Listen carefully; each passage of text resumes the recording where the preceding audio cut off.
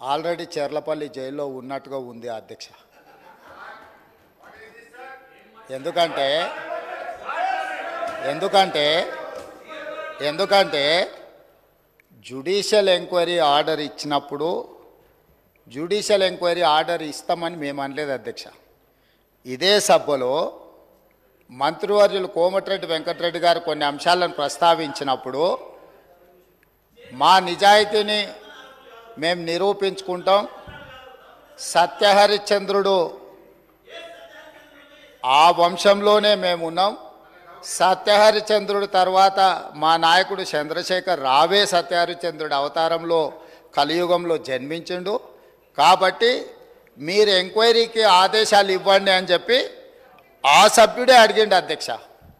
So వారు నిజాయితీని నిరూపించుకోవడానికి వారు సత్యహరిశ్చంద్రుడి వంశమని తెలంగాణ సమాజానికి అంతా చెప్పుకోవాలని వారు అడిగినప్పుడు వారిని ఎందుకు బాధ పెట్టాలని చెప్పి ఛత్తీస్గఢ్ నుంచి కొనుగోలు చేసిన 1000 మెగావాట్ల విద్యుత్ ఒప్పందము, యాదాద్రి 260x4 1040 మెగావాట్ల భద్రాద్రి పవర్ ప్రాజెక్టు నిర్మాణం సబ్ క్రిటికల్ టెక్నాలజీ తోటి, అదేవిధంగా యాదాద్రి 4000 మెగావాట్ల విద్యుత్ ఒప్పందం బిహెచ్ఎల్కి ఇచ్చిన దానికి సంబంధించి వారు అడిగితేనే ఇదే సభలో చర్చ జరిగితే తమరి అధ్యక్షతన రాష్ట్ర ప్రభుత్వం ఆమోదించింది.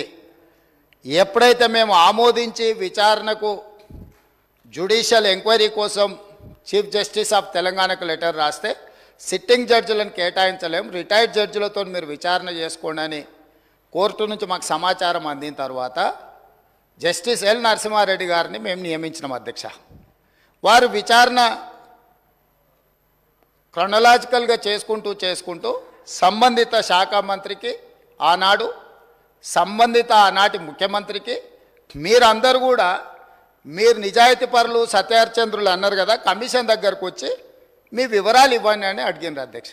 అంటే ఒక కమిషన్ వేసిన తర్వాత కమిషన్ విచారణ చేసేటప్పుడు కమిషన్ సమన్ చేసినప్పుడు బాధ్యత గల పౌరుడిగా ప్రజాప్రతినిధిగా అక్కడికి వెళ్ళి తమ వాదనను ఇక్కడ ఏదైతే వాదన వినిపించాలనుకున్నారో ఆ విచారణ కమిషన్ ముందర వెళ్ళి వీరు వాదన వినిపించి ఉంటే నిజంగానే వాళ్ళ నిజాయితీ అంతా బయటకు వచ్చి ఉండేది కదా అధ్యక్ష. అక్కడికి వెళ్ళకుండా ఆ కమిషనే వద్దు, ఆ వ్యక్తే వద్దు, ఇవన్నీ వద్దని వాళ్ళే కోర్టుకు వెళ్ళిండ్రు. హైకోర్టు వాళ్ళ వాదనను తిరస్కరించింది. సుప్రీంకోర్టుకు వెళ్ళిండ్రు. సుప్రీంకోర్టు ఏమన్నది, విచారణ కొనసాగించాల్సిందే, విచారణని మీరు క్వాష్ చేయమని అడిగింది, అది కుదరదు, కాకపోతే మీకు అభ్యంతరం వల్ల ఆ కమిషన్ చైర్మన్గా వ్యవహరిస్తున్న వ్యక్తి పట్ల మీకు ఏమైనా అభ్యంతరాలు ఉంటే వ్యక్తిని మారుస్తున్నాము అని చెప్పి సుప్రీంకోర్టు మార్చడానికి ప్రభుత్వాన్ని కూడా అడిగింది. మీ ఆలోచన ఏందని? మాకేం ఆలోచన లేదు, ఏ వ్యక్తిని వేసినా సరే విచారణ జరగాలన్నదే ప్రభుత్వం ఆలోచన. ఖచ్చితంగా మా కోర్టు అడిగితే మేము మంచిది మారుస్తాము అని చెప్పి ఒప్పుకున్నాము. వారు కోరుకుంటున్నారు కాబట్టి ఈరోజు సాయంత్రానికల్లా ఎవరిని వేయాలో ఆ విచారణ కమిషన్కు కొత్త చైర్మన్ కూడా ఈరోజు సాయంత్రం నియమిస్తాం అధ్యక్ష. ఇక రెండవ పాయింట్, వాళ్ళేదో తెలంగాణకు విద్యుత్ వెలుగులు తెచ్చినట్టు, తద్వారా తెలంగాణ అంతా దగదగా మెరిసిపోతున్నట్టు ఇంకెంతకాలం ఊదరగొడతారు అధ్యక్ష. ఈ తెలంగాణ రాష్ట్రం ఉమ్మడి రాష్ట్రంలో హైదరాబాద్ నగరంలో పెట్టుబడులు తీసుకురావాలని, ఈ పెట్టుబడుల ద్వారా ఈ ఆనాటి ఉమ్మడి రాష్ట్రానికి ఆదాయం పెరగాలని చంద్రబాబు నాయుడు గారు ముఖ్యమంత్రిగా ఉన్నప్పుడు 24 గంటల విద్యుత్తు ఇవ్వాలి ఈ ప్రాంతంలో అని ఒక నిర్ణయం తీసుకున్నారు. డాక్టర్ వైఎస్ రాజశేఖర రెడ్డి గారు వచ్చిన తర్వాత దాన్ని ఇంకా విస్తరించి ఐటీ కంపెనీలకు కానీ హైదరాబాద్ నగరానికి కానీ ఒక్క క్షణం కూడా విద్యుత్ కోతలు ఉండడానికి వీల్లేదు అని ఆనాడు తీసుకున్న నిర్ణయాల వల్ల నిరంతర విద్యుత్తు సరఫరా జరగడం వల్ల ఐటీ కంపెనీలు, ఫార్మా కంపెనీలు, hotel industry, food industry, sports అన్నీ నగరానికి వచ్చి ఈ నగరంలో ఒక అంతర్జాతీయ ఎయిర్పోర్టు, ఒక ఔటర్ రింగ్ రోడ్డు, హైటెక్ సిటీలు రావడం వల్ల హైదరాబాద్ నగరం విశ్వనగరంగా అవతరించి ఈనాడు తెలంగాణ రాష్ట్రానికి వస్తున్న ఆదాయంలో అత్యధిక భాగము ఆనాడు కాంగ్రెస్ పార్టీ యూపీఏ 1, యూపీఏ 2లో తీసుకున్న నిర్ణయాల వల్ల ఈ నగరానికి ఆదాయం పెరిగింది. కానీ రాష్ట్ర విభజన జరిగినప్పుడు విభజన నియమావళి ప్రకారం ఆస్తులు అప్పులు జనాభా దామాష ప్రకారం పంచుకోవడానికి చట్టంలో అవకాశం ఉంది అధ్యక్ష. దాని ప్రకారమే 42% జనాభా ఉన్న తెలంగాణకు 42% అప్పులు, అదేవిధంగా 58% జనాభా ఉన్న ఆంధ్రప్రదేశ్కి 58% అప్పులు ఆస్తులు పంపకాలు జరిగినాయి. కానీ విద్యుత్తులో మధ్యప్రదేశ్ విడిపోయినప్పుడు, జార్ఖండ్ మధ్యప్రదేశ్ నుంచి విడిపోయినప్పుడు, బీహార్ మధ్యప్రదేశ్ నుంచి కొంత ప్రాంతం విడిపోయినప్పుడు స్పష్టంగా ఛత్తీస్గఢ్, జార్ఖండ్ ఇవన్నీ రాష్ట్రాలు ఏర్పడినప్పుడు ఒక సమస్యను ఎదుర్కొన్నారు. ఆనాడు దిగ్విజయ్ సింగ్ గారు ముఖ్యమంత్రిగా ఉన్నప్పుడు చట్టంలో ఉన్న అంశం ఏంటంటే, విద్యుత్తు ప్రాజెక్టులు ఏ ప్రాంతంలో విద్యుత్తు ఉత్పత్తి చేసే సామర్థ్యం ఉన్నదో అవి ఆ ప్రాంతానికే ఇచ్చేసే విధానం ఉంది చట్టంలో. తద్వారా ఆనాడు మధ్యప్రదేశ్ సీరియస్ పవర్ క్రైసిస్ని ఎదుర్కొన్నది. ఉత్పత్తి చేసేటివేమో కొత్తగా ఏర్పడ్డ రాష్ట్రానికి వెళ్ళిపోయినాయి. వినియోగం మొత్తం మధ్యప్రదేశ్లో ఉండడం వల్ల చాలా తీవ్రమైన విద్యుత్తు సంక్షోభాన్ని ఎదుర్కొన్నది. అదే సందర్భంలో ఉమ్మడి రాష్ట్రంలో కిరణ్ కుమార్ రెడ్డి గారు కట్టెపుల్ల పట్టుకొని మొత్తం ఇవన్నీ చెప్పిండు, విడిపోతే తెలంగాణ చీకటి అయిపోతుంది, ఎందుకంటే నియమావళి ఇట్లు ఉన్నది కాబట్టి ఇది అటు పోతుందని. అప్పుడు తక్షణమే తెలంగాణ ప్రాంతం నుంచి పార్లమెంట్ సభ్యులు ఇక్కడనే ఉన్నారు, పొన్నం ప్రభాకర్ గారు, రాజగోపాల్ రెడ్డి గారు, అదేవిధంగా వివేక్ గారు, వీళ్ళందరూ కలిసి నిజంగానే ఈ విధానం వల్ల తెలంగాణకు నష్టం జరుగుతుంది, ఈ ఉత్పత్తి చేసే సామర్థ్యం అంతా ఆంధ్రప్రదేశ్లో ఎక్కువ ఉంది, తెలంగాణలో తక్కువ ఉంది, అందుకే తెలంగాణ ఉద్యమం వచ్చింది కాబట్టి ఈ విధానంతో ముందుకు వెళ్తే తెలంగాణకు నిజంగానే చీకటి రోజులు వస్తాయి, దీన్ని సరిదిద్దాలి అని చెప్పి వీళ్ళందరూ కలిసి ఆనాడు కేంద్ర మంత్రి జైపాల్ రెడ్డి గారి దగ్గర వెళ్ళి కూర్చున్నారు అధ్యక్ష. జైపాల్ రెడ్డి గారు అప్పుడు అందరితో చర్చించి తెలంగాణలో విద్యుత్ రంగ నిపుణులతో మాట్లాడి ఏం చేస్తే బాగుంటుంది అని అంటే, ఒక సవరణ తీసుకురావాలి. ఏంది? ఉత్పత్తి ప్రాతిపదికన విభజన జరగకూడదు, వినియోగం ప్రాతిపదికన విభజన జరిగినప్పుడు ఉమ్మడి రాష్ట్రంలో తెలంగాణ ప్రాంతానికి అత్యధికంగా ఏదైతే విద్యుత్ వినియోగం జరుగుతున్నదో వినియోగ ప్రాతిపదికన మనకు విభజన జరిగితే తెలంగాణకి ఎలాంటి ఇబ్బంది ఉండదు అని చెబితే హుటాహుటిన జైపాల్ రెడ్డి గారు సోనియా గాంధీ గారి దగ్గరికి, మన్మోహన్ సింగ్ గారి దగ్గరికి వెళ్ళి హైదరాబాద్తో కూడుకున్న తెలంగాణ రాష్ట్రం ఇచ్చిన మనం తెలంగాణకు విద్యుత్తు ఒకవేళ కొరత ఏర్పడితే తెలంగాణ రాష్ట్రం అభివృద్ధి కుంటుపడుతుంది, కుప్పగూలుతుంది అని చెప్పి జైపాల్ రెడ్డి గారు వెళ్ళి కన్విన్స్ చేసి రాష్ట్రం ఏర్పడిన తర్వాత స్పీకింగ్ ఆర్డర్ ఇప్పించండి అధ్యక్ష. విభజన చట్టంలో లేని, రాజ్యాంగంలో లేని ప్రత్యేకమైన మినహాయింపు ఒక్క తెలంగాణ రాష్ట్రానికి ఆనాడు ఇక్కడ ఉన్న ఎమ్మెల్యేలు, ఆనాడు ఎంపీలుగా పోయి జైపాల్ రెడ్డి గారితో మాట్లాడితే జైపాల్ రెడ్డి గారు కేంద్ర మంత్రిగా ప్రధానమంత్రి మన్మోహన్ సింగ్ గారిని, యూపీఏ చైర్పర్సన్ సోనియా గాంధీ గారిని ఒప్పించి వినియోగం ప్రాతిపదికన 53.46% అంటే దాదాపుగా 54% తెలంగాణ రాష్ట్రానికి, 46% ఆంధ్రప్రదేశ్ రాష్ట్రానికి. వాస్తవంగా ఉత్పత్తి సామర్థ్యం ప్రకారం చూసుకుంటే 36% తెలంగాణలో ఉండే, 64% ఆంధ్రప్రదేశ్లో ఉండే. విభజన చట్టం ప్రకారం తెలంగాణకు 36% వచ్చే విధంగా, ఆంధ్రప్రదేశ్కి 64% వచ్చే విధంగా ఉంటే జైపాల్ రెడ్డి గారు తీవ్రమైన కృషి చేసి తెలంగాణ రాష్ట్రానికి 53.46% ఇప్పించి కేంద్ర ప్రభుత్వాన్ని నుంచి ఆదేశాలు ఇప్పించి ఆనాడు తెలంగాణ రాష్ట్రాన్ని చీకట్ల నుంచి కాపాడింది అధ్యక్ష. ఇక్కడ కూర్చున్న వాళ్ళు, పొంకనాలు కొడుతున్నోడు ఎవడేం చేయలే. అదేవిధంగా ఆనాడు నేను తెలుగుదేశంలో ఉన్న ఎమ్మెల్యేగా ఇదే సభలో ఇక్కడనే చంద్రశేఖరరావు గారు ముఖ్యమంత్రిగా ఉంటే అక్కడ ప్రతిపక్ష నాయకుడిగా విద్యుత్తు మీద చర్చ జరిగింది. ఆనాడు సమాధానం చెప్పలేక తెలంగాణకు చీకటి రోజులని పేపర్లు కింద కొట్టి ఆనాడు స్పీకర్ గారికి ఇక్కడి నుంచి హుకుం జారీ చేసి మార్షల్స్ను పెట్టి నా నీడ్చి బయటపడేపించింది అధ్యక్ష. రికార్డులు తీయండి. 2014-15 సందర్భంగా ఆనాడు ఇదే సభలో జరిగిన చర్చలో చంద్రశేఖరరావు గారు ఏ విధంగా సభను తప్పుదో పట్టిస్తుండు, ఏ విధంగా ప్రజల్ని మభ్యపెడుతుండు, ఏ రకంగా కాంగ్రెస్ పార్టీ ఆ రోజు నేను తెలుగుదేశంలో ఉన్నా నేను స్పష్టంగా చెప్పిన ఆ రోజు రికార్డులు తీయండి అధ్యక్ష, మీరు సభను వాయిదాయండి, అవసరమైతే ఆ రికార్డులు తీద్దాం.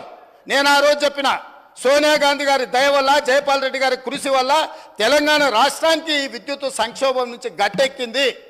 నేను తెలుగుదేశం ఎమ్మెల్యేగా ఉన్నా వాస్తవాలను చెప్పాలి అని చెప్పి అక్కడి నుంచి నేను తెలుగుదేశం ఎమ్మెల్యేకి ఈ సభలో మాట్లాడితే ఈ సభ్యుడు వాళ్ళని పొగడతాడా, మార్షల్స్ని పెట్టి ఈడ్చి బయట పడేయండి, నన్ను ఈడ్చి బయట పడేపించండి అధ్యక్ష.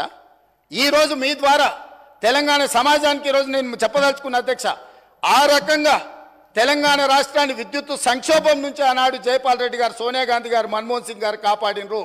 ఆ తర్వాత ఉమ్మడి రాష్ట్రంలో తీసుకున్న నిర్ణయాల వల్ల భూపాలపల్లిలో ఉన్న 1200 మెగావాట్లు కానీ ఇతర ప్రాంతాలలో ఆనాడు ఉమ్మడి రాష్ట్రంలో ప్రారంభించిన పవర్ ప్రాజెక్టులు తెలంగాణ రాష్ట్రం వచ్చిన తర్వాత ఉత్పత్తిలోకి వచ్చినాయి. కాబట్టి అడిషనల్ పవర్ మొత్తం మనకు యాడ్ అవ్వడం వల్ల తెలంగాణలో విద్యుత్ సంక్షోభాన్ని నుంచి మనం బయటపడ్డాం అధ్యక్ష. ఇవాళ నేను సూటిగా సవాలు విసురుతున్నా. ఆనాడు 7000 చిల్లర మెగావాట్లు ఉంటే మేము 19,000 చిల్లరకి తీసుకెళ్ళినామని. ఎవరు అధ్యక్ష? వీళ్ళ తాతలు ఏమన్నా ఉత్పత్తి చేసిరా, వీళ్ళేమన్నా చేసిరా? సోలార్ పవర్ ప్రాజెక్టులో 5,600 మెగావాట్లు ఈరోజు చెప్పుకుంటారు కదా. ప్రైవేటు పెట్టుబడులు ప్రైవేట్ వాళ్ళు తీసుకొచ్చి పెట్టింది అధ్యక్ష. రాష్ట్ర ప్రభుత్వానికి అనాపైస సంబంధం లేదు. 10 సంవత్సరాలు వీళ్ళ ఏలుబడిలో సోలార్ పవర్ ఓన్లీ 1 మెగావాట్ అధ్యక్ష. సిగ్గు లేకుండా ఇంకా కూడా మేము విద్యుత్తును ఉత్పత్తి చేసామని అబద్ధాలు చెప్పి సభను తప్పుదోవ పట్టించే ప్రయత్నం చేస్తున్నారు అధ్యక్ష. అదేవిధంగా అధ్యక్ష, ఇవాళ బిహెచ్ఎల్కు మేము నామినేషన్ పేజ్ మీద ఇచ్చినాం. గవర్నమెంట్ టు గవర్నమెంట్ ఇస్తే కమిషన్లు వస్తాయా? ఇది పద్ధతేనా? మీరు ఎక్కడ గండి కొట్టిరు, ఎక్కడ బొక్కిండ్రు, ఎక్కడ మెక్కిండ్రు మాకు తెలియదు అనుకుంటున్నారు అధ్యక్ష. మేమేం చదువుకోకుండానే ఇక్కడికి వచ్చినాం అనుకుంటురా అధ్యక్ష? బిహెచ్ఎల్కు ఉన్న కెపాసిటీ, ఎలక్ట్రో మెకానికల్ ఎక్విప్మెంట్ ఉత్పత్తి చేసే సామర్థ్యమే ఉంది. బిహెచ్ఎల్కు civil balance of plant work అంటారు. అంటే సంస్థ ఒక విద్యుత్ ఉత్పత్తి చేయాలంటే బ్రాయిలర్స్ మెకానికల్ ఎక్విప్మెంటే కాదు అధ్యక్ష, సివిల్ వర్కులు ఉంటాయి. సివిల్ వర్క్లు అంటే ప్లాంట్ను ప్రిపేర్ చేయడం కానీ, తెచ్చిన మిషన్లు ఫిట్ చేయడం కానీ, దాని కాంపౌండ్ కానీ, దాని రూఫ్ కానీ, సరే అక్కడ ఉండే ఎంప్లాయీస్ క్వార్టర్స్ కానీ, ఇవన్నీ. సో ఎప్పుడు కూడా ఈ దేశంలో ఉమ్మడి రాష్ట్రంలో ఏదైనా పవర్ ప్రాజెక్టు నిర్మాణానికి ఎలక్ట్రో మెకానికల్ ఎక్విప్మెంట్ సంబంధించిన ఉత్పత్తి కానీ లేకపోతే సరఫరా కానీ బిహెచ్ఎల్కి ఇస్తారు, లేకపోతే బిహెచ్ఎల్ లాంటి సంస్థలకు ఇస్తారు. మిగతా సివిల్ వర్కులు మొత్తం BOP balance of plant work అంటారు. అవి మిగతా కాంట్రాక్టర్లకు ఇస్తారు.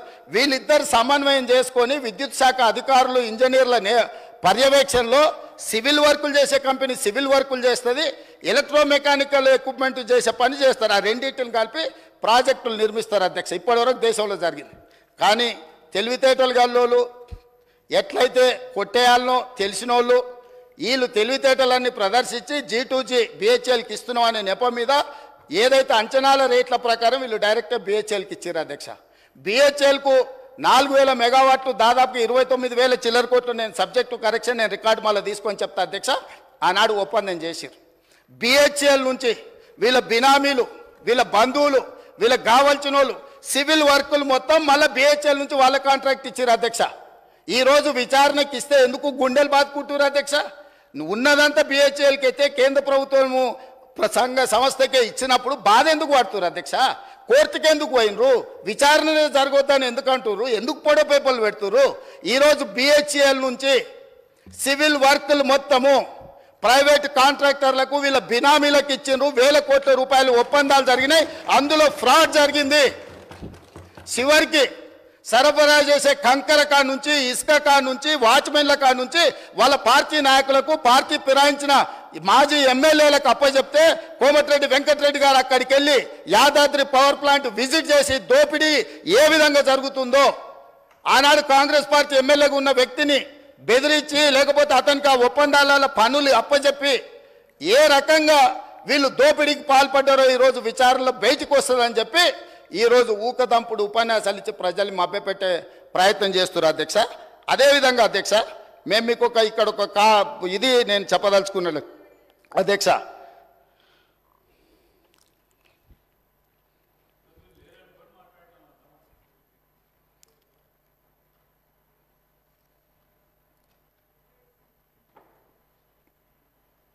$2,400 మెగావాట్ల పవర్ ప్రాజెక్ట్ టెండర్ పిలిస్తే BHEL, Korean company, BHEL company, ఇంకొక కంపెనీ టెండర్లో పార్టిసిపేట్ చేసింది అధ్యక్ష. జార్ఖండ్లో 18% లెస్. సేమ్ తెలంగాణలో ఏ తారీఖు నాడైతే అంచనా రేట్లకు తెలంగాణ ప్రభుత్వం బిహెచ్ఎల్కు కాంట్రాక్ట్ ఇచ్చిందో సేమ్ సమయంలో, నేను తారీఖు కూడా మీకు చెప్తా అధ్యక్ష, 2017 అధ్యక్ష, జూలై 18, 2017 సేమ్ సందర్భంలో జార్ఖండ్ ప్రభుత్వము క్లియర్గా 2,400 మెగావాట్ల విద్యుత్ ఉత్పత్తి చేసే టెండర్ పిలిస్తే సూపర్ క్రిటికల్ టెండర్ మీద వాళ్ళు టెండర్ పిలిస్తే బిహెచ్ఎల్ దుసాన్ అనే కొరియన్ కంపెనీ ఎల్ఎన్టీ కంపెనీ 3 టెండర్ల కాంపిటీషన్లో పాల్గొన్నాయి అధ్యక్ష. ఇదే బిహెచ్ఎల్ 18% లెస్ కోట్ చేసి ఆ వర్క్ తీసుకున్నది అధ్యక్ష. ఈరోజు టెండర్ జరిగితే బిహెచ్ఎల్ కాంపిటీట్ చేసి జార్ఖండ్ రాష్ట్రంలో 18% లెస్లా సూపర్ క్రిటికల్ 2400 మెగావాట్ల పవర్ ప్రాజెక్టు టెండర్ అక్కడ తగ్గించుకుంటే ఇక్కడ రేట్లకు వీళ్ళు ఒప్పందం చేశారు. అంటే 18% లెస్లో తెలంగాణలో వర్కులు చేయడానికి అవకాశం ఉన్న పవర్ ప్రాజెక్టును 4000 మెగావాట్ల విద్యుత్ పవర్ ప్రాజెక్టును బిహెచ్ఎల్కి అప్పచెప్పి ఏం చెప్పిండ్రు అధ్యక్ష? ఆ రోజు 2.5 సంవత్సరాలలో తెలంగాణలో విద్యుత్ ఉత్పత్తి చేసేది ఉన్నది కాబట్టి మేము బిహెచ్ఎల్కి ఇచ్చినామన్నారు. 9 ఏళ్ళు అయింది అధ్యక్ష టెండర్ ఇచ్చి. 9 ఏళ్ళు అయినా ఇంతవరకు ఉత్పత్తి మొదలు కాలేదు అధ్యక్ష. ఆనాడు 7 కోట్లకు పర్ మెగావాట్ విద్యుత్ ఉత్పత్తి చేస్తామని ఒప్పందం చేస్తే ఇవాళ 10 కోట్ల రూపాయలకు పెరిగింది అధ్యక్ష అంచనా. కొన్ని వేల కోట్ల రూపాయల కుంభకోణం జరిగింది. కుంభకోణానికి కారణం అక్కడ మాట్లాడేటైనా వాళ్ళ గురువు గారు దోపిడీకి ఏ విధంగా మొత్తం రాష్ట్రాన్ని జొర్రేయచ్చో, ఏ విధంగా దోసుకోవచ్చో వీళ్ళు చేసిన ప్రయత్నాలను అది ఛత్తీస్గఢ్ నుంచి పవర్ పర్చేజ్ అగ్రిమెంట్లో జరిగిందేంది, యాదాద్రి భద్రాద్రిలో సబ్ క్రిటికల్ టెక్నాలజీ గుజరాత్కు సంబంధించిన ఇండియా బుల్ అనే కంపెనీ సబ్ క్రిటికల్ టెక్నాలజీతోని 1000 మెగావాట్స్కు పర్చేజ్ అగ్రిమెంట్ ఇచ్చింది అధ్యక్ష బిహెచ్ఎల్కు. ఆ తర్వాత 2011లో కేంద్ర ప్రభుత్వం ఒక యాక్ట్ తీసుకొచ్చింది పార్లమెంటులో అమెండ్ చేసి 2013 సంవత్సరం లోపల దేశంలో ఉన్న అన్ని సబ్ క్రిటికల్ టెక్నాలజీ పవర్ ప్రాజెక్టులను అన్నిటిని కూడా సూపర్ క్రిటికల్కు మార్చుకోవాలి. కొత్తగా నిర్మాణం చేయబోయే ప్రాజెక్టులు కూడా super critical technology. Sub critical technology అంటే నేను సింపుల్గా చెప్పదలుచుకున్నా అధ్యక్ష, సబ్ క్రిటికల్లో నువ్వు బొగ్గు పోసి ఉత్పత్తి చేస్తే బూడిద బొచ్చడు వస్తుంది, విద్యుత్ తక్కువ వస్తుంది అధ్యక్ష, కాలుష్యం ఎక్కువ వస్తుంది అధ్యక్ష. సో కాలుష్యాన్ని నియంత్రించడానికి, విద్యుత్ ఉత్పత్తి సామర్థ్యాన్ని పెంచడానికి, బూడిదను తగ్గించడానికి ఆ కాలం జల్లిన సబ్ క్రిటికల్ టెక్నాలజీని ఆపేసి సూపర్ క్రిటికల్లో బూడిద తక్కువ, విద్యుత్ ఎక్కువ, కాలుష్యం నియంత్రించవచ్చని సూపర్ క్రిటికల్కి వెళ్ళమని మన్మోహన్ సింగ్ గారు కేంద్ర ప్రభుత్వం చట్టం తీసుకొచ్చింది. చట్టం తీసుకొచ్చి కట్ ఆఫ్ డేట్ కూడా ఇచ్చింది. 2011లో చట్టాన్ని చేసినప్పుడు 2013 ఆఖరి వరకు ఇవన్నీ కూడా మార్చాలి కొత్తయని. ఈ పీరియడ్లో ఇండియా బుల్స్ అనే గుజరాత్ కంపెనీ బిహెచ్ఎల్కి పర్చేజ్ ఆర్డర్ ఇచ్చి కొనుగోలు చేసినాక యాక్ట్ మారింది. యాక్ట్ మారినాక వాళ్ళు అక్కడ ప్రారంభించలేకపోయారు, అది అక్కడ ఉండిపోయింది. వాళ్ళు వెనక్కి వెళ్ళి బిహెచ్ఎల్ను మేము కట్టిన పైసలు మాకు వాపస్ ఇవ్వండి అని అడిగినారు. అప్పుడు బిహెచ్ఎల్ ఏమన్నది, మీరు పర్చేజ్ ఆర్డర్ ఇచ్చిండ్రు, మేము ఆల్రెడీ మిషన్లు తయారు చేసి ఆడ పెట్టినాం, ఇప్పుడు మీ డబ్బులు మీకు వెనక్కి ఇవ్వడానికి లేదు, మిగతా బ్యాలెన్స్ కూడా మాకు కట్టాల్సిందని వాళ్ళు అన్నారు. అప్పుడు బిహెచ్ఎల్ని ఏం చేయాలంటే ఎవడైనా తలమాసినోడు, ఎవడైనా రాష్ట్రాన్ని దిగమింగటోడు దొరికితే వా బక్రాగాన్ని తీసుకొచ్చి మాకు అప్పచెప్పు, ఆ బక్రాగాన్ని నెత్తి మీద ఇవన్నీ పెడతాం, నువ్వు నీ పైసలు తీసుకొని పోని. అప్పుడు ఆ బక్రా ఎవరైనా అంటే అక్కడ మాట్లాడితే ఆయన అయిండు కమిషన్ల కక్కుర్తి పడి ఇండియా బుల్ నుంచి 1000 కోట్లు మెక్కి కాలం జల్లిన సబ్ క్రిటికల్ టెక్నాలజీని బిహెచ్ఎల్ నుంచి మేము కొనుగోలు చేస్తామని వీళ్ళు వెళ్ళి ఒప్పందాలు చేసుకున్నాక వీళ్ళు పేమెంట్లు బిహెచ్ఎల్ చేస్తే బిహెచ్ఎల్ ఇండియా బుల్స్ గుజరాత్ కంపెనీకి పైసలు వాపసు ఇచ్చింది అధ్యక్ష.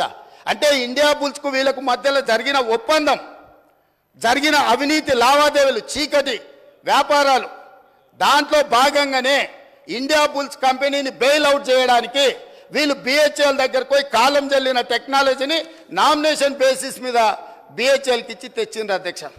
ఎన్ని నెలలలో వీళ్ళు కంప్లీట్ చేస్తాం, రెడీగా ఎక్విప్మెంట్ రెడీగా ఉంటే 2 ఏళ్ళు 18 నెలల్లో పూర్తి చేస్తాం అన్నట్టున్నారు అధ్యక్ష. ఒకసారి ఆ రికార్డు కూడా మళ్ళీ ఇస్తా.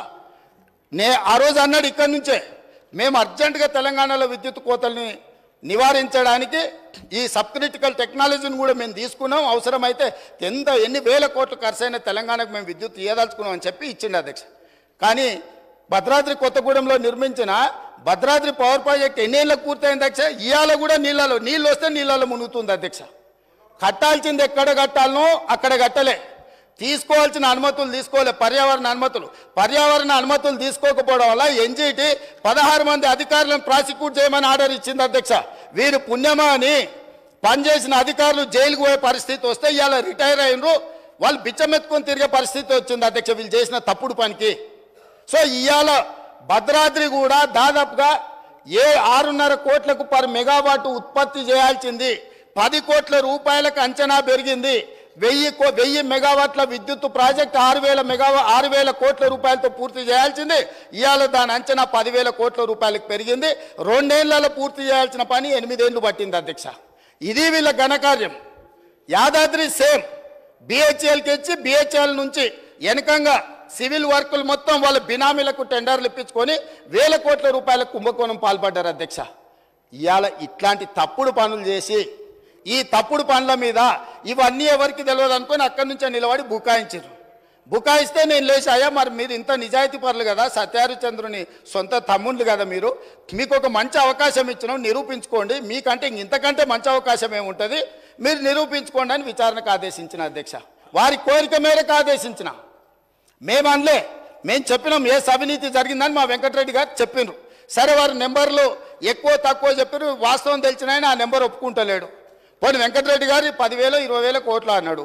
వారు ఏం చెప్పాలి, మేము 20,000 కోట్లు తినలేదా, 15,000 కోట్లు తిన్నాం, మేము అట్లా కాదు, మేము సత్యహరిచంద్రుని వారసులం, నిజం చెప్తామని తిన్న 10,000 ఎంతో చెప్పాలి కదా అధ్యక్ష. మొత్తం విచారణకిచ్చి లైన్ పెట్టి కమిషన్ చైర్మన్ నోటీసులు ఇచ్చి క్రొనలాజికల్గా విద్యుత్ రంగ నిపుణులు రఘుతో సహా పోయి మొత్తం వివరాలు అక్కడ ముందలు పెట్టినాక వీళ్ళకి అర్థమైపోయింది. ఏమని, మేము దొరికిపోయినాం, మా దోపిడీ బయటపడ్డది, మేము గ్యారంటీగా జైలుకి వెళ్ళాల్సిన పరిస్థితి వస్తుందని చెప్పి కమిషన్ మీదనే ఆరోపణలు చేసి కమిషన్కు వ్యతిరేకంగా కోర్టుకు పోయారు అధ్యక్ష. ఏమని, అసలు విచారణే వద్దని. విచారణ కావాలన్నది వాళ్ళే. ఇప్పుడు మాట్లాడుతున్న మాజీ మంత్రి గారే విచారణ అడిగిండు. వాళ్ళ మాజీ ముఖ్యమంత్రి గారు నాకు విచారణ వద్దు, ఎందుకంటే సెగ తలగంగానే ఆయన వద్దని కోర్టుకు పోయింది. కోర్టు ఏమన్నది అధ్యక్ష, చివరికి కమిషన్ విచారణ జరగాల్సిందే, మీకు అభ్యంతరం ఉన్న చైర్మన్ గారిని మేము మారుస్తున్నాము అని అన్నాడు. ఇప్పుడు ఆ వాస్తవాలు విచారణలో ఉండగా మేము బిహెచ్ఎల్కి ఇస్తే ఎట్లా తీసుకుంటామని అడుగుతున్నారు అధ్యక్ష. బిహెచ్ఎల్ సివిల్ పనులు ఎప్పుడైనా చేసింది అధ్యక్ష, వాళ్ళకి అనుభవం ఉందా? BHEL heavy electrical limited company అధ్యక్ష. ఎలక్ట్రికల్ మెకానికల్ ఎక్విప్మెంట్ మాత్రమే వాళ్ళు తయారు చేస్తారు, వాళ్ళు సివిల్ పనులు చేయరు. ఎప్పుడు కూడా ఏ పవర్ ప్రాజెక్ట్ కూడా బీఓపీ అంటారు. నేను మళ్ళీ చెప్తున్నా అధ్యక్ష, balance of plant work, civil వర్క్లు మొత్తం టెండర్లు పిలుస్తారు. వీళ్ళ తెలివితేటలంతా ఇక్కడనే ప్రదర్శించారు అధ్యక్ష. మొత్తం గంపగుత్తగా బిహెచ్ఎల్కి ఇచ్చారు. బిహెచ్ఎల్ నుంచి మళ్ళీ టెండర్లు పిలిచేసి యాజ్ ఇట్ ఈజ్ ఎస్టిమేటెడ్ రేట్లతోని 18% లెస్సులో కాంపిటీషన్ చేసిన బిహెచ్ఎల్కు అంచనా రేట్లకు ఇచ్చారు. ఇవాళ 40,000 కోట్లు అయింది అధ్యక్ష. 40,000 కోట్ల మీద 18% అంటే ఎంత పోయినట్టు అధ్యక్ష? దాదాపుగా 8,000 కోట్లు 9,000 కోట్ల రూపాయలు ఇవాళ తెలంగాణ రాష్ట్రానికి విద్యుత్ శాఖకు ఇవాళ నష్టం వచ్చింది. ఎవరు బాధ్యత తీసుకోవాలి అధ్యక్ష? దీనికి దోపిడీ చేసిన వాళ్ళు కాకపోతే ఎవరు తీసుకుంటారు అధ్యక్ష?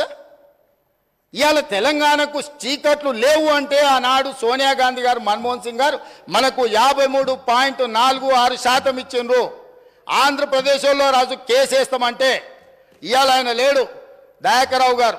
నేను దయాకర్రావు గారు వెళ్ళి ఆ రోజు చంద్రబాబు నాయుడు గారికి, మీరు ఒకవేళ తెలంగాణకు అదనంగా ఇచ్చిన విద్యుత్తు మీద మీరు కోర్టులో కేసేసి తెలంగాణకి ఏదైనా నష్టం జరిగితే ఇది తీవ్రంగా పార్టీకి నష్టం జరుగుద్ది, మీ కేసు వేయడానికి వీల్లేదు అని చెప్పి ఆనాడు మేమందరం కలిసిపోయి ఆంధ్రప్రదేశ్ ముఖ్యమంత్రిని మీరు కేసు వేయడానికి వీల్లేదని కొట్లాడి ఆపించింది మేము అధ్యక్ష. ఆయన ఏందో ఆయన గురువు, ఈయన గురువు, ఆయన గురువులకు పంగనామాలు పెట్టే లక్షణం మీది.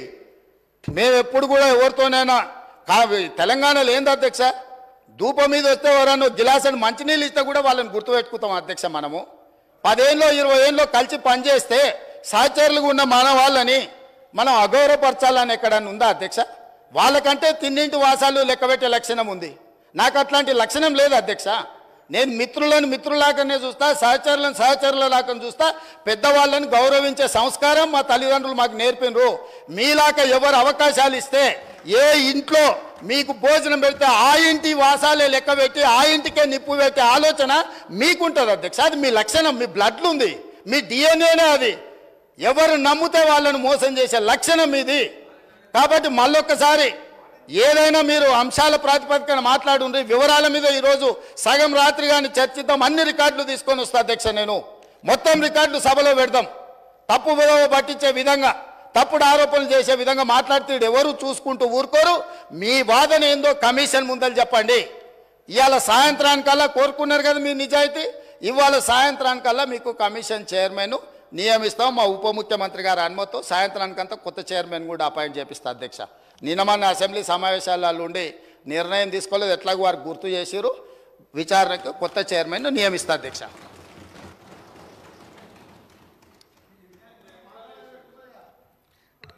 అధ్యక్ష నెలలే కమిషన్ను రద్దు చేయండి, మేము సత్యహరిచంద్రులము, కమిషన్ని రద్దు చేయండి అని వాళ్ళు వెళ్ళిండ్రు. రద్దు చేయమని కారణము చైర్మన్ను చూపించిండ్రు. దాంతో హైకోర్టు ఏమన్నదంటే కమిషన్ రద్దు చేయము, చైర్మన్ మార్చేది లేదు, మీరు విచారణ ఎదుర్కోవాల్సిందే అని చెప్పింది. సుప్రీంకోర్టుకి వెళ్ళినప్పుడు మీరు కమిషన్ రద్దు చేయమని అడిగిన అది కుదరదు, మీ అభ్యంతరం అంతా చైర్మన్ ప్రెస్ మీట్ పెట్టిండని మీరు అభ్యంతరం పెడుతున్నారు కాబట్టి చైర్మన్ను మార్చడానికి మీరు రాష్ట్ర ప్రభుత్వం సుముఖంగా ఉన్నదా అని కోర్టు మమ్మల్ని అడిగింది. 2 గంటలు వాయిదా వేసి మేము కోర్టుకు స్పష్టంగా చైర్మన్ను మార్చడానికి రాష్ట్ర ప్రభుత్వానికి ఎలాంటి అభ్యంతరం లేదు, మీరు ఆదేశిస్తే మేము మారుస్తామని కోర్టుకు చెప్పినాం. వాళ్ళు అడిగింది కమిషన్ను రద్దు చేయమని. వాళ్ళ కమిషన్ రద్దు చేయమన్న విజ్ఞప్తిని కోర్టు తిరస్కరించింది. కానీ వయా మీడియాగా చైర్మన్ను మార్చి మీరు ఒక విచారణ కొనసాగించండి అని కోర్టు ఇచ్చింది. వాళ్ళ క్లీన్ చిట్ వచ్చినట్టు కాదు, కేసీఆర్ వాదనను కోర్టు తిరస్కరించింది స్పష్టంగా సుప్రీంకోర్టు. ఇప్పుడు గొంతులో వెలక్కాయ పడ్డట్టు కక్కలేక మింగలేక వాళ్ళు ఏం చేయాలనో దిక్కు తెలవక ఈరోజు ఉన్నారు అధ్యక్ష. Point number 1. పాయింట్ నెంబర్ 2, వారు మేము BHELకి ఇచ్చినాం, మేము అద్భుతాలు చేసినాం, దానివల్ల రాష్ట్రానికి ఎంతో ప్రయోజనం జరిగింది, లేకపోతే కేంద్ర ప్రభుత్వం 50% ఉత్పత్తి చేయమని అన్నది కాబట్టి సూపర్ క్రిటికల్కు సబ్ క్రిటికల్కు పెద్ద తేడా లేదని వారు ఉపన్యాసాలు చెప్తున్నారు అధ్యక్ష. నేను మీ దృష్టికి తీసుకురావాల్సింది ఒకటే అధ్యక్ష, భద్రాద్రి పవర్ ప్లాంటు 2015లో వీళ్ళు ఒప్పందం చేసిరు అధ్యక్ష. 7,290 కోట్ల 60 లక్షలకు అధ్యక్ష. వీళ్ళు ఏంది 2015లో ఇచ్చేసి 2017లో పూర్తి చేస్తారు, 2 సంవత్సరాలని చెప్పి ఒప్పందం చేశారు అధ్యక్ష. ఇది ఎప్పుడు పూర్తయింది అధ్యక్ష? ఎందుకు చెప్పారు? ఇది అత్యవసరం ఉంది కాబట్టి సబ్ క్రిటికల్ టెక్నాలజీతో ముందుకు పోతాం, రెడీగా ఎక్విప్మెంట్ ఉన్నది, మేము అందుకోసం సబ్ క్రిటికల్ టెక్నాలజీకి వెళ్తున్నామని చెప్పి సభలో చెప్పడమే కాకుండా కేంద్ర ప్రభుత్వానికి చెప్పి కాంట్రాక్ట్ ఇచ్చేసారు, ఇండియా బుల్స్కు బెయిల్అవుట్ చేశారు. ఎప్పుడు పూర్తయింది అధ్యక్ష? 2022లో పూర్తయింది అధ్యక్ష. 2 ఏళ్లలో పూర్తి చేస్తామన్నది 7 సంవత్సరాలు పట్టింది. 7,290 కోట్లతో పూర్తి చేస్తామన్న ప్రాజెక్టు 10,515 కోట్ల రూపాయలు అయింది అధ్యక్ష. 3,225 కోట్ల రూపాయలు వాళ్ళు ఒప్పందాలు చేసిన దాని మీద పెరిగింది అధ్యక్ష. అంటే దాదాపుగా 45% అంచనాలను పెంచి ఈరోజు పర్ మెగావాటు 9,73 లక్షలకు పర్ మెగావాట్ పడ్డది అధ్యక్ష. 1,000 కోట్ల రూపాయలు ఇయ్యాల మింగి విద్యుత్ సంస్థల మీద భారం మోపి 81,000 కోట్ల రూపాయలకు అప్పుకు కారణమైంది అధ్యక్ష. Point number 1. Point number 2, Nalgonda జిల్లాలో పెట్టొద్దా? నల్గొండ ప్రజలను ఏదో నేను మభ్య పెడుతున్నా, లోకల్ సెంటిమెంటును రెచ్చగొడుతున్నా అని వారు అనుకుంటున్నట్టు. వారి విశ్వసనీయత జిల్లాల మన పార్లమెంట్ ఎలక్షన్ల అసెంబ్లీ ఎలక్షన్లలో స్పష్టంగా చెప్పిండ్రు. అదేవిధంగా అధ్యక్ష YTPS Yadadri thermal power project కూడా వీళ్ళు BHELతోని ఒప్పందం చేసినప్పుడు 25,099 కోట్ల రూపాయలకు అంచనాలకు ఒప్పందం చేసిండ్రు అధ్యక్ష. ఎప్పుడు చేసిండ్రు వీళ్ళు ఒప్పందము? 1/6/2015 అధ్యక్ష. ఇది 2021 లోపల కంప్లీట్ చేస్తామని ఒప్పందం చేసిండ్రు అధ్యక్ష. ఇవాళ ఎంత అధ్యక్ష? 2024. ఇప్పుడు కూడా పూర్తి కాలేదు, ఇంకా 2 ఏళ్ళు మినిమం పడుతుంది అధ్యక్ష. ఆ రోజు ఏం చెప్పిండ్రు? 45 రోజులు టెండర్ పిలిస్తే సమయం వృధా అవుతుంది, ఈ 45 రోజులను కూడా మేము వృధా చేయదలుచుకోలేదు, అందుకే BHELకు మేము అప్పచెప్తున్నాం, తద్వారా మేము తొందరగా విద్యుత్ ఇస్తామని కారణం చెప్పిండ్రు. ఇవాళ 2015లో LOI ఇస్తే 2024 దాదాపుగా 9 సంవత్సరాలు పూర్తయింది, ఇంకా 2 సంవత్సరాలు పట్టే అవకాశం ఉంది అధ్యక్ష.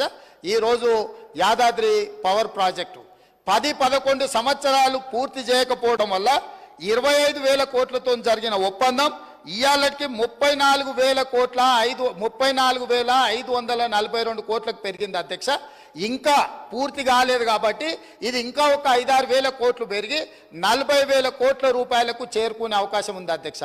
ఒప్పందం జరిగింది 25,000 కోట్లకు అయితే పూర్తి చేయడానికి వచ్చే వరకల్లా 40,000 కోట్లకు పెరిగి 15,000 కోట్ల రూపాయల అంచనాలు పెంచి దోసుకున్నారు అధ్యక్ష. ఈరోజు పర్ మెగావాటు అధ్యక్ష యాదాద్రి పర్ మెగావాటు ఈ రోజుకైనా ఖర్చు 8,64,00,000 అయింది, పూర్తి కాలేదు అధ్యక్ష. ఇది పెరిగి 10 కోట్లకు మెగావాట్ అయ్యే పరిస్థితి ఉంది. భద్రాద్రి 9,73,00,000 రూపాయలు పర్ మెగావాట్ అయింది అధ్యక్ష. సేమ్ సమయంలో ఎన్టీపీసీ ఇప్పటి దగ్గర వారు ఉపన్యాసాలు ఇచ్చారు కదా అధ్యక్ష. తెలంగాణ పునర్విభజన చట్టంలో ఆనాడు మన్మోహన్ సింగ్ గారు తెలంగాణ విద్యుత్ సమస్యలను పరిష్కరించడానికి, తెలంగాణకు శాశ్వతంగా విద్యుత్తును ఇవ్వడానికి ఎన్టీపీసీ ద్వారా ఆంధ్రప్రదేశ్ పునర్విభజన చట్టం 2014లో 4,000 మెగావాట్ల పవర్ ప్రాజెక్ట్స్ తెలంగాణలో నిర్మించి అందులో ఉత్పత్తిలో 85% తెలంగాణ రాష్ట్రానికి ఇవ్వాలని చట్టంలో పెట్టి పొందుపరిస్తే వీళ్ళు 1,600 మెగావాట్లకు మాత్రమే ఎన్టీపీసీకి పవర్ ప్రాజెక్టు నిర్మాణానికి ఆనాడి ప్రభుత్వం అనుమతి ఇచ్చింది అధ్యక్ష, 4,000కి ఇవ్వకుండా. దాంతో 1,600 మెగావాట్ల పవర్ ప్రాజెక్టు 2016లో వాళ్ళు మొదలుపెట్టి 2024 ఫిబ్రవరిలో పూర్తి చేశారు. వాళ్ళు పర్ మెగావాట్ ఎంత కష్టపడ్డది అధ్యక్ష అంటే 7,38,00,000. సేమ్ వీళ్ళ తర్వాత సంవత్సరం తర్వాత మొదలుపెట్టిన ఎన్టీపీసీకి పర్ మెగావాట్ విద్యుత్ ఉత్పత్తికి 7,38,00,000 అయితే వీళ్ళు ఉత్పత్తి చేసిన భద్రాద్రి 9,73,00,000 అయింది అధ్యక్ష పర్ మెగావాట్. యాదాద్రి ఇప్పటి వరకు 8,64,00,000 పర్ మెగావాట్ ఖర్చు పెట్టిన అధ్యక్ష, పూర్తి అయ్యే వరకు 10 కోట్ల రూపాయలు అవుతుంది. ఇప్పుడు తమరి ద్వారా నేను అడుగుతున్న అధ్యక్ష, ఎన్టీపీసీకి పర్ మెగావాట్ సూపర్ క్రిటికల్, ఇది సబ్ క్రిటికల్ కాదు, ఇది అడ్వాన్స్డ్ టెక్నాలజీ 7,38,00,000కు పర్ మెగావాట్ ఉత్పత్తి అయితే సబ్ క్రిటికల్ టెక్నాలజీ 9,73,00,000 రూపాయలు ఎట్లయితుంది అధ్యక్ష? ఎక్కడికి పోయింది అధ్యక్ష ఈ సొమ్ము? పర్ మెగావాట్ 2 కోట్ల పైగా అంటే 1,080 మెగావాట్ల విద్యుత్ అంటే 2.5 కోట్లు పర్ మెగావాట్కు అంచనాలు పెరిగినాయంటే దాదాపుగా 2,500 కోట్ల రూపాయలు భద్రాద్రి పవర్ ప్రాజెక్టులో మింగిందెవరో లెక్క తేలడం కోసమే ఈరోజు విద్యుత్తు మీద కమిషన్ వేసినాం అధ్యక్ష. ఇక్కడ దాదాపుగా 10 కోట్లు అంటే దాదాపుగా 2.5 కోట్లు ఇంటూ 4,000 మెగావాట్లు దాదాపుగా 10,000 కోట్ల రూపాయలు యాదాద్రిలో అంచనాలు పెంచడము. ఈ 10,000 కోట్లు ఎవరు దిగమింగినరో లెక్క చెప్పడానికే ఈరోజు ఈ దేశం అధ్యక్ష. 3 తెలంగాణనే. ఇక మూడవది కిషన్ రెడ్డి గారు మమ్మల్ని అడిగినరు, అబ్బా ఎంత దోస్తులు అయిపోయారు అధ్యక్ష, కిషన్ రెడ్డి, జగదీశ్వర్ రెడ్డి, కేటీఆర్ వీళ్ళందరూ చుట్టాలు అయిపోయినారు అధ్యక్ష. ఢిల్లీకి సీకట్ల పోయి బామార్దులు పోయి ఢిల్లీలో సీకట్ల బిగ్గర కాళ్ళు పట్టుకోగానే వీళ్ళంతా చుట్టపోళ్ళు అయ్యారు అధ్యక్ష. నేను వీళ్ళు ఎన్టీపీసీకి వీళ్ళు 4,000 మెగావాట్లకు కాంగ్రెస్ అనుమతి ఇస్తే 1,600 మెగావాట్లు మాత్రమే ఉత్పత్తి చేయడానికి అనుమతి ఇచ్చి 2,400 మెగావాట్లు ఉత్పత్తి చేయడానికి ఎన్టీపీసీకి 10 సంవత్సరాలు వీళ్ళు అనుమతి ఇయ్యలే. వాళ్ళు అక్కడ ఉత్పత్తి చేస్తే వీళ్ళు కాంట్రాక్టర్లకు ఇచ్చుకోవడానికి బిహెచ్ఎల్ పేరు మీద G2G ఇచ్చి వాళ్ళ సొంత కాంట్రాక్టర్లకు బినామీలకు ఇచ్చి దోసుకోవడానికి అవకాశం ఉండదని ఎన్టీపీసీని నియంత్రించి ఇవ్వకపోతే మా ఉప ముఖ్యమంత్రి గారు బాధ్యత తీసుకున్న తర్వాత ఎన్టీపీసీని పిలిపించి 2,400 మెగావాట్ల విద్యుత్ ప్రాజెక్టులను ప్రారంభించండి, మీకు భూమి కేటాయించడం, మీకు నీళ్లు కేటాయించడం, మీకు సింగరేణి నుంచి బొగ్గు కూడా మేము ఇస్తామని చెప్పి అగ్రిమెంట్ చేసి దాన్ని ముందుకు తీసుకెళ్ళింది ఉప ముఖ్యమంత్రి గారు అధ్యక్ష. వాళ్ళు కాదు, ఎన్టీపీసీని కూడా దోకా చేసి తెలంగాణ నిండా ముంచి కమిషన్ల కక్కుర్తిపడి ముంచుతుంటే ఎన్టీపీసీకి అనుమతి ఇచ్చింది కాంగ్రెస్ పార్టీ. రికార్డులున్నాయి, మీరు రికార్డులు తీసి సభలో పెడతాం అధ్యక్ష. ఇవాళ పవర్ పర్చేజ్ వాళ్ళు ఫస్ట్ ప్రిఫరెన్స్ ఎన్టీపీసీ ఏది ఉత్పత్తి చేసినా ఇక్కడ ఉండే స్టేట్కు 85% ఇవ్వాలి. ఆ 85% మీరు ఒప్పందం చేసుకుంటారని మా దగ్గరికి వాళ్ళు వచ్చారు, తెలంగాణ రాష్ట్ర ప్రభుత్వం దగ్గరికి, విద్యుత్ శాఖ దగ్గరికి. మేము అంచనాలు వేసినాం. ఇవాళ మార్కెట్లో ₹5.30 మాకు విద్యుత్తు ఒప్పందాలు జరుగుతున్నాయి, విద్యుత్తు దొరుకుతుంది అధ్యక్ష. వాళ్ళు ఈరోజు పని ప్రారంభిస్తే ఒక 4 నుంచి 5 సంవత్సరాలు పడుతుంది అధ్యక్ష వాళ్ళ ప్రాజెక్టు పూర్తి కావడానికి. ఆ రోజుకు ఈ ప్రొడక్షన్ కాస్ట్ మొత్తం లెక్కేస్తే 8 నుంచి 9 రూపాయలు పర్ యూనిట్ ఈరోజు ఒప్పందం చేస్తే పడుతుంది. ఈరోజు అంత అత్యధికంగా ధర పెట్టి విద్యుత్ ఒప్పందం చేస్తే సంస్థకు లాభం జరుగుతుందా నష్టం జరుగుతుందా మేము అంచనాలు వేసుకొని మీ దగ్గరకు వస్తాము. ఒకవేళ ఎన్టీపీసీతో మనం ఒప్పందం చేసుకోకపోతే ఎన్టీపీసీ బాహ్య ప్రపంచంలో ఎవరికైనా ఉత్పత్తి చేసింది అమ్ముకోవచ్చు అధ్యక్ష. ఆ రోజు తెలంగాణ విద్యుత్ సంస్థలు కూడా వాళ్ళతోని ఆ రోజున్న మార్కెట్ రేట్ ప్రకారం మనం కొనుగోలు చేయొచ్చు అధ్యక్ష. ఈ రోజు మనము ఎన్టీపీసీతో ఒప్పందం చేస్తే 85% ఖచ్చితంగా మనం కొనుగోలు చేయాల్సిందే. ఆ రోజు capital investment and production cost రెండు కలిపితే ఏ ధర పడుతుందో ప్లస్ ప్రాఫిట్. విద్యుత్ కొనుగోలు ఏ విధంగా డిసైడ్ అవుతుంది అధ్యక్ష? ప్రాజెక్టును పూర్తి చేయడానికి పెట్టే క్యాపిటల్ ఇన్వెస్ట్మెంట్ ప్లస్ ఏదైతే మనము బొగ్గు వాడతామో రా మెటీరియల్ వాడతామో ఆ కాస్ట్ ప్లస్ ఆ కాస్ట్ యొక్క ఆ ప్రాజెక్ట్ యొక్క ప్రాఫిట్ ఈ మూడు కలిపితే మూడింటిని కలిపి అంచనా చేసి విద్యుత్ పర్ యూనిట్ ధర ఫిక్స్ అవుతుంది అధ్యక్ష. ఇప్పుడున్న అంచనాల ప్రకారం మా అధికారులతో నిపుణులతో మాట్లాడితే ఇప్పుడు ఎన్టీపీసీ కట్టబోయే 2400 మెగావాట్లతో ఈ రోజే మనం ఒప్పందం చేసుకుంటే ఉత్పత్తి సమయానికి మనం 9 రూపాయలు పర్ యూనిట్ చెల్లించాల్సి వస్తుంది. ఇది లాభమా నష్టమా అంచనా వేసుకొని వాళ్ళతో ఒప్పందాలు చేసుకున్నాం అధ్యక్ష. దాంతో వాళ్ళ పనులు ఆగలేదు అధ్యక్ష. ఎన్టీపీసీ ఎక్కడైనా పవర్ ప్రాజెక్టుకు రాష్ట్ర ప్రభుత్వం అనుమతిస్తే వాళ్ళు నిర్మాణం చేసుకొని పూర్తయ్యే లోపల ఎప్పుడైనా మనం అగ్రిమెంట్ చేసుకోవచ్చు. మనం చేయకపోతే వాళ్ళు బయట ఎక్కడైనా అమ్ముకోవచ్చు. ఎందుకింత దుఃఖం వస్తుంది అధ్యక్ష? కిషన్ రెడ్డి గారు చెప్పిండంట, కిషన్ రెడ్డి గారు దుఃఖంలో వీరు భాగస్వాములు అయినరంట, ఈయన ఓదార్సిండంట, ఆయన ఓదార్సిండంట. ఇదా అధ్యక్ష వీళ్ళు మాట్లాడేది? వాళ్ళ బీఆర్ఎస్ బీజేపీ చీకటి ఒప్పందం మీకు అర్థమైపోయింది కదా అధ్యక్ష. ఇది కాకుండా వారు ఒక మాట చెప్పిండ్రు అధ్యక్ష. ఏమని?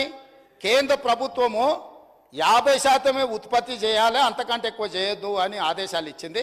50% ఉత్పత్తి చేస్తే సబ్ క్రిటికల్ టెక్నాలజీ కంటే కూడా ఎక్కువ బూడిద వస్తుంది, ఎక్కువ నష్టం వస్తుందని ఎప్పుడు చెప్పింది అధ్యక్ష కేంద్ర ప్రభుత్వం ఈ మాట?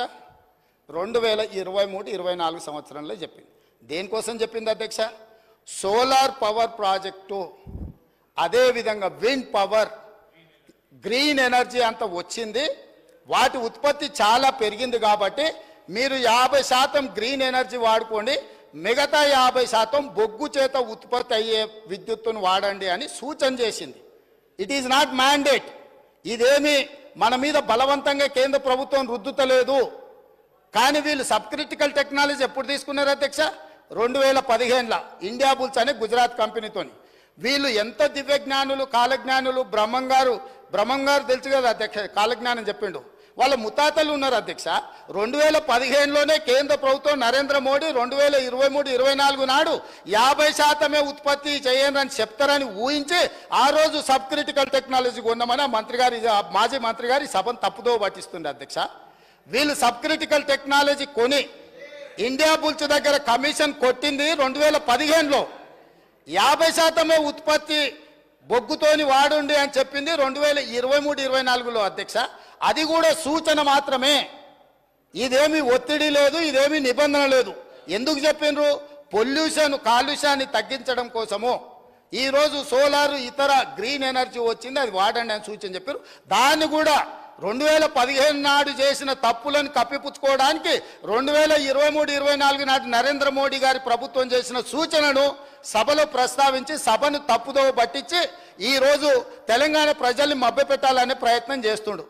4వది అధ్యక్ష, కడపలో రాయలసీమ థర్మల్ పవర్ ప్రాజెక్ట్, విజయవాడలో థర్మల్ పవర్ ప్రాజెక్ట్, ఇట్లాంటి ఉమ్మడి రాష్ట్రంలో సమైక్య పాలనలో సీమాంధ్ర ముఖ్యమంత్రులు చేసిండ్రు కాబట్టే తెలంగాణ రాష్ట్రం తెచ్చుకున్నాం అధ్యక్ష.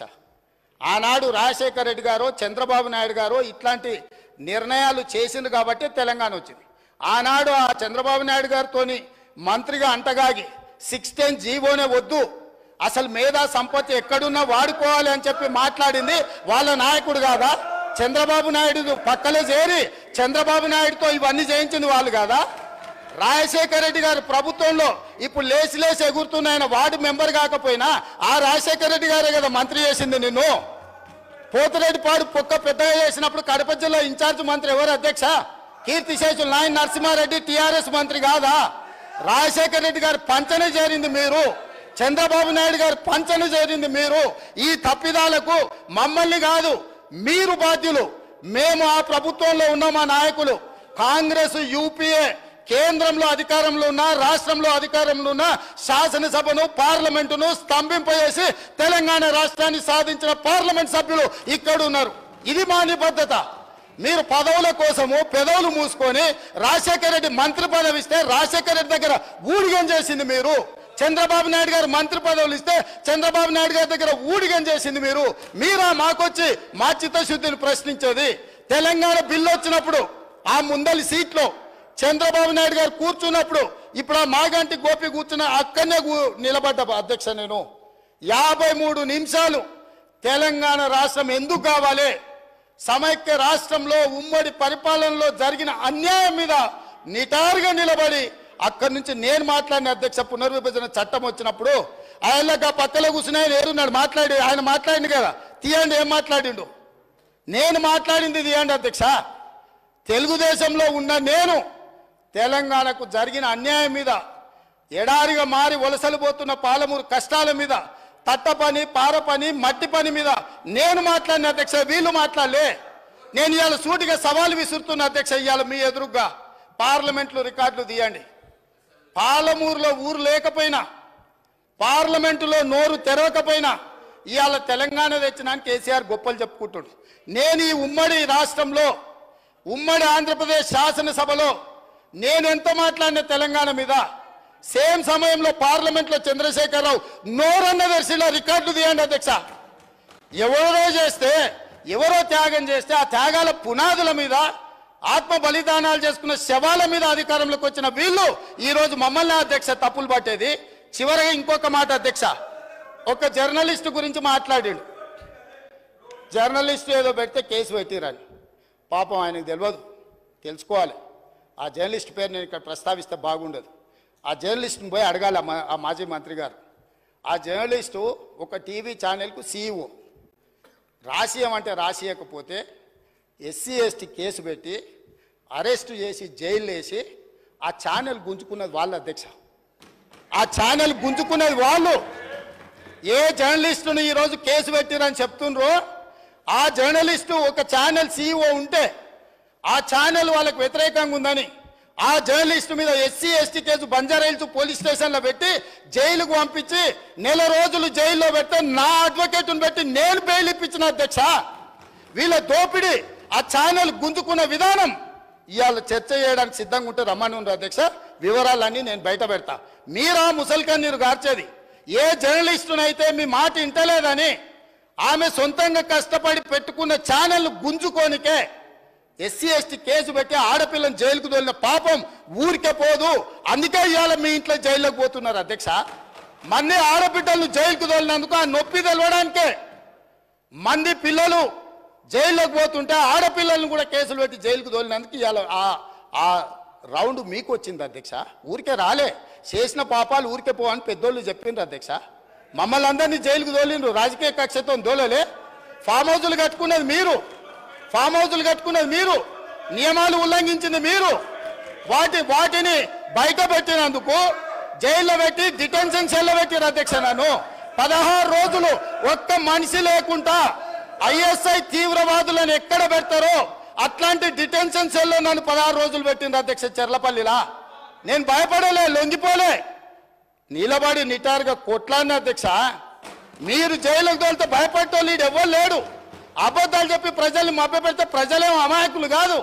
మీరు చేసిన అన్యాయాన్ని కళ్ళతో చూసిండ్రు కాబట్టే మనకు ఎన్నికల్లో గుండు 0 ఇచ్చారు అధ్యక్ష. అందుకే ఈరోజు నేను చెప్తున్నా, విద్యుత్ మీద మీరు ఎంత తక్కువ మాట్లాడితే అంత మంచిది. అవి అన్నీ కూడా ఆమోదింపజేసుకుంటే చర్చ లేకుండా మీరు ముందుకొచ్చి ఈ ప్రభుత్వానికి సహకరించి ఈ అన్ని కూడా గ్రాంట్స్ ఆమోదించుకుంటే రాష్ట్రం ప్రశాంతంగా పరిపాలిస్తాం, సమస్యలు పరిష్కరిస్తాం అధ్యక్ష. ఒకవేళ వీళ్ళకి అంత కోరికుంటే మళ్ళా 1st 2nd నాడు ఆల్రెడీ లెజిస్లేటివ్ అఫైర్స్ మినిస్టర్ గారు తమరిని రిక్వెస్ట్ చేసి తమరు 1st 2nd కూడా సభ నడుపుతామన్నారు. ప్రత్యేకంగా 10 సంవత్సరాల వాళ్ళ పరిపాలన మీద, వాళ్ళ గొప్పతనాల మీద రాత్రింబగళ్ళు సభ వాయిదా వేయకుండానే 1 గంట కూడా విరామం ఇవ్వకుండా చర్చకు మేము సిద్ధంగా ఉన్నాము. ఇవాళ సభ్యులకు నా సూచన ఒక్కటే, గ్రాంట్స్ మీద మీ సూచనలు ఏమని ఉంటే ఇవ్వండి, మాకు అభ్యంతరం లేదు. అంతే తప్ప ఇట్లాంటి ఊకదంపుడు ఉపన్యాసాలు మీరు మాట్లాడిన కొద్దిగా మీరు అబద్ధాలు చెప్పడం మానకపోతే నేను నిజాలు చెప్పడం కూడా మానాను అధ్యక్ష. మీరు ఎంత అబద్ధాలు చెప్తే నేను అంత నిజాలు చెప్తా. కాబట్టి తమరు వారికి ఆదేశాలు ఇచ్చి డైరెక్ట్గా సబ్జెక్ట్కి కన్ఫైన్ అయ్యి మాట్లాడిపించి ఇవన్నిటిని కూడా ఆమోదింపజేయాల్సిందిగా తమరికి విజ్ఞప్తి చేస్తున్నా అధ్యక్ష. కె వెంకటరామరెడ్డి గారు.